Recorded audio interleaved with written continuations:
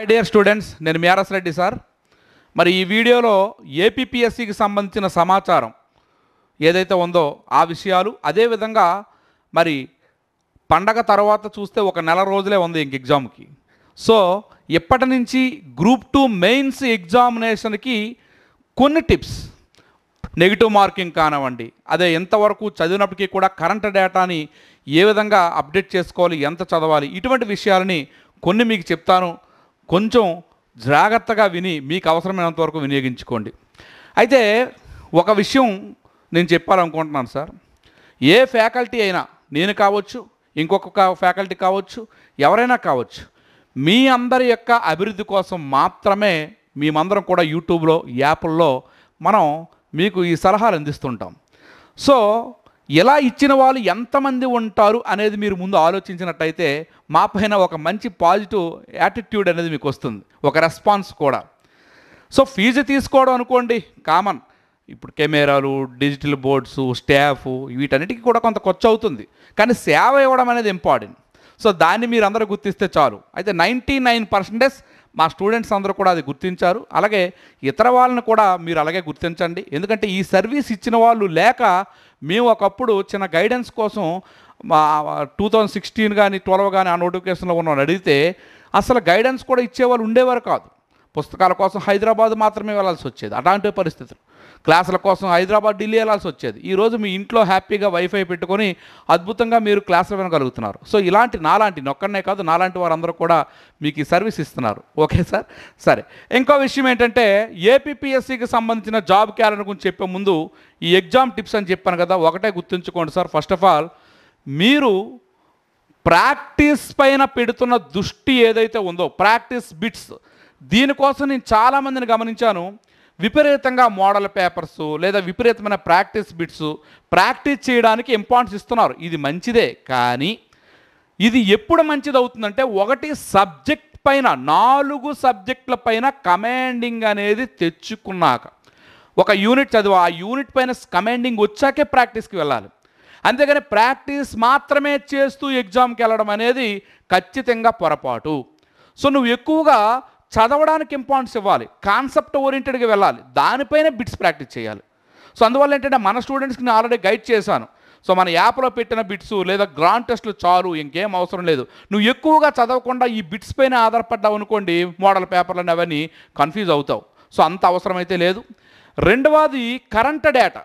So చాలామంది current data phobia పడుతున్నారు. అసలు వాస్తవంగా కరెంట్ డేటా, ఎకానమీ ఉందండి, Indian economy, budget survey current data, మరి అదేవిధంగా AP economy 2 units current data, అంతే కదా. మరి సైన్స్ అండ్ టెక్నాలజీకి వచ్చేసరికి కరెంట్ డేటా అప్డేట్ చేసుకోవాలి. అంటే డైలీగా వచ్చిన ప్రతిదీ మనకు అవసరం లేదండి. మన సిలబస్ మేరకు ఈర్ అండ్ పిఐబి కానివ్వండి, లేదా గవర్నమెంట్ సైట్స్ కానివ్వండి, ఇతర మ్యాగజైన్స్ నుంచి ఉన్న సమాచారాన్ని మన సైన్స్ అండ్ టెక్నాలజీ 5 యూనిట్ల కరెంట్ డేటా, 3వ యూనిట్లో పెద్దగా రాదు. ఓకే, 5వ యూనిట్ అనేది ఓన్లీ సబ్మిట్స్ వరకు వస్తుంది. 2వ యూనిట్లో మరి 1వ యూనిట్లో ఎంతైతే డేటా ఉందో మన యూనిట్ బేస్డ్ వెళ్ళాలి. అంతేగాని సైన్స్ అండ్ టెక్నాలజీకి సంబంధించిన మిగతావన్నీ మనకు అవసరం లేదు. అయితే దీని వరకు కూడా మనం ఖచ్చితంగా 125 పేజీలు కరెంట్ డేటా బుక్లోనే, మన బుక్లో మొదటి పేజీలో 170 పేజీలు, తర్వాత 125 పేజీలు, ఇప్పటికే 195 పేజీలు డేటా అందించాం. ఇంకా ఈ మధ్య ఏదైతే నవంబర్, డిసెంబర్, జనవరి ఈ మంత్స్ కూడా అందిస్తాం, అది సరిపోతుంది. దానికోసం ఎక్కువగా అవసరం లేదు. సో మనం చదివింది క్షుణ్ణంగా చదవాలి, అర్థవంతంగా చదవాలి. నువ్వు చదివిన దాని నుంచి బిట్టు వస్తే తప్పు చేయకుండా ఉండాలి. సో ఎక్కువగా చదివేద్దాం అనుకోవడం అనేది, ఎక్కువగా చదివి నావల్ రీడింగ్ అనేది వద్దు దయచేసి. దానివల్ల నువ్వు ఎగ్జామ్లో బిట్లు తప్పు చేస్తావు.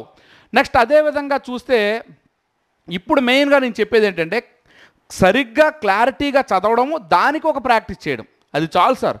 పర్ఫెక్ట్గా చదువుకోండి. సో ఎంత అవసరమో అంత కరెంట్ డేటాని మీరు క్లారిటీగా చేసుకోండి, అంతే తప్ప ఇప్పుడు ఒక విషయం చెప్తాను, గుర్తుంచుకోండి. మీరు అలా కాకుండా కన్ఫ్యూజ్ అయ్యి ఏది పడితే అదే పుస్తకాలు చదివి మొత్తంగా మైండ్ అంతా కూడా అప్సెట్ అయ్యారనుకోండి, నెగిటివ్ మార్కింగ్ ఎక్కువ పెడతారు. నెగిటివ్ మార్కింగ్ జనరల్గా మనకి ప్రిలిమ్స్లో మనం చూసిందే. ఏంటి సార్ ప్రిలిమ్స్లో చూసిందంటే, కట్ ఆఫ్ 18.5 వచ్చిందంటే మీరు ఆలోచించుకోండి. అదేవిధంగా 50 మార్కులు దాటి ఎవరికి వచ్చాయి? ఎవరికి కూడా రాలేదు, చాలా తక్కువ మందికి వచ్చాయి. సో అలాంటప్పుడు కట్ ఆఫ్లు తక్కువ ఉంటాయి ఎక్కువ ఉంటాయి అనేది డిసైడ్ చేసేది పేపరే. కానీ ఇక్కడ నెగిటివ్ మార్కింగ్లు ఉంటాయి కనుక నువ్వు చదవాల్సింది క్లారిటీగా చదవాలి. ఒక అంశం పైన పూర్తి స్థాయిగా కంప్లీటెడ్గా 360 యాంగిల్లో అంతా తెలియాలి. ఆ విధంగా మీరు చదవడం పైన ఫోకస్ చేయండి, రివిజన్ చేయడంపై ఫోకస్ చేయండి, కాన్సెప్ట్ ఓరియంటేషన్లో వెళ్ళండి. అంతే తప్ప మార్కెట్లో వచ్చే ప్రతి ఒక్క మోడల్ పేపర్లు కొనేసి ప్రాక్టీస్ చేసేద్దాం, దానికి ఎక్కువ టైం కేటాయిద్దాం, ఇంకేదో బుక్ వచ్చింది కేటాయిద్దాం, కొత్త పుస్తకాలు కొనేద్దాం, వద్దు, దయచేసి వద్దు. పెర్ఫెక్ట్గా చదవండి, కాన్సెప్ట్ బేస్డ్ వెళ్ళండి, దానికి ఇంక్లూడింగ్ కరెంట్ డేటా ఎలా చేసుకోవాలో మనం చెప్తున్నాం, దాని ప్రకారం వెళ్ళండి. అంతే తప్ప వర్రీ వద్దు. ఎందుకు వర్రీ వద్దు అన్నానంటే ఈరోజు మీకు 50% అనే విన్నింగ్ రేస్. సో మొన్న 150 మార్కులు ప్రిలిమ్స్లో 50% 75. ఎంతమందికి వచ్చే మీలో 75 చూడండి. సో ఇప్పుడు 50% అంటే 300 మార్కుల్లో అదే విధంగా పేపర్స్ ఉంటే 150 మార్కులు. 150 మార్కులు నీకు చాలు అనమాట.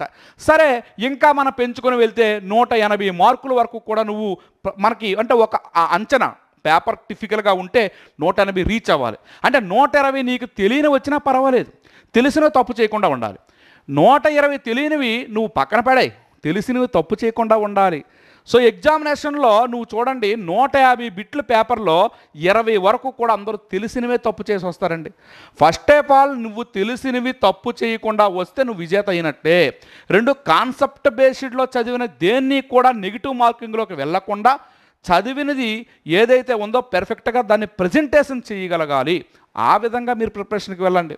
అంతే తప్ప మీరు ఆందోళన చెంది టెన్షన్ పడొద్దు. ఉన్న సమయాన్ని సద్వినియోగం చేసుకోండి. తక్కువ సమయం ఉంది కనుక ఎఫెక్టివ్గా చదవడానికే ప్రయత్నించండి. ఎక్కువగా చదివేద్దామనే ఆందోళనతో వద్దు. ఓకే, మరి అదేవిధంగా నెక్స్ట్ మనం పరిశీలించినట్టయితే ఒక విషయం అండి, ఏపీపీఎస్సీకి సంబంధించి 150 పోస్టులతో గ్రూప్ 1 అనేది మేలో నిర్వహించే అవకాశం ఉంది, లేదా ఏప్రిల్లో లేదా మేలో ప్రిమ్స్ పెట్టే అవకాశం ఉందని ఒక వార్త వచ్చింది. అది వాస్తవమే. దానికి 1:12 అనేదే తీయడానికి నిర్చయించుకున్నారు. అంటే ఇంతకు ముందులాగా 1:100లో ఉండవు. నెక్స్ట్ అన్నీ కూడా 1:12, 1:15లో ఉంటాయి. మరి గ్రూప్ 2 నోటిఫికేషన్ అనేది జనవరి 12 వరకు వెయిట్ చేయాలి.